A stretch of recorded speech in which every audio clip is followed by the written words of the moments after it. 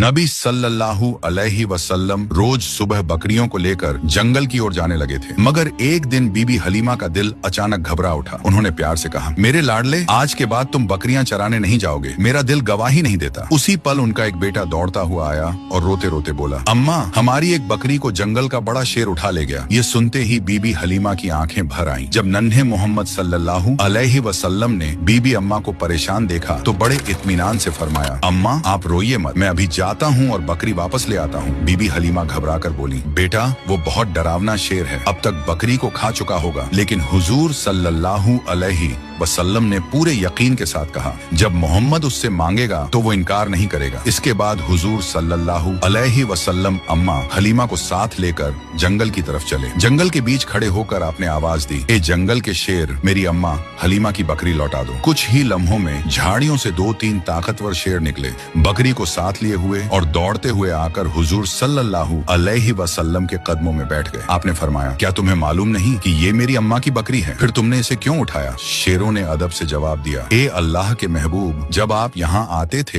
हम छुपकर आपके चेहरे की रोशनी देखते थे। ऐसा हुस्न हमने कभी न देखा। जब 3 दिन तक आपका दीदार न हुआ तो हम बेचैन हो गए। हमारे सरदार ने कहा कि अगर दीदार करना है तो बकरी को बहाना बना लो। नबी सल्लल्लाहु अलैहि वसल्लम ने शेरों को प्यार भरी निगाह से देखा, बकरी ली और अम्मा के साथ घर लौट आए। जब यह वाकया लोगों तक पहुंचा तो हर तरफ हैरत फैल गई। लोग कहने लगे, हलीमा का 3 साल का बेटा शेर से बकरी वापस ले आया। सब समझ गए कि यह कोई मामूली बच्चा नहीं है। इस तरह बचपन से ही नबी सल्लल्लाहु अलैहि वसल्लम की शान और पहचान बढ़ती चली गई। उसी दौरान एक दिन रेगिस्तान की हवा कुछ बदली बदली सी थी। बीबी हलीमा की झोपड़ी के पास बच्चे खेल रहे थे और नन्हे मोहम्मद सल्लल्लाहु अलैहि वसल्लम भी उनके साथ मासूमियत से खेल रहे थे। अचानक खेलते खेलते आपका चेहरा सफेद पड़ गया और आप जमीन पर गिर पड़े। उसी वक्त आसमान से 2 फरिश्ते उतरे। उनके हाथों में चांदी का तसला था जिसमें बर्फ और झमझम पानी भरा हुआ था। उन्होंने नरमी से हुजूर सल्लल्लाहु अलैहि वसल्लम को उठाया, लिटाया और सीना मुबारक खोला। डर के मारे बच्चे भागते हुए बीबी हलीमा के पास पहुंचे और चिल्लाकर बोले, अम्मा, मोहम्मद के साथ कुछ अजीब हुआ है।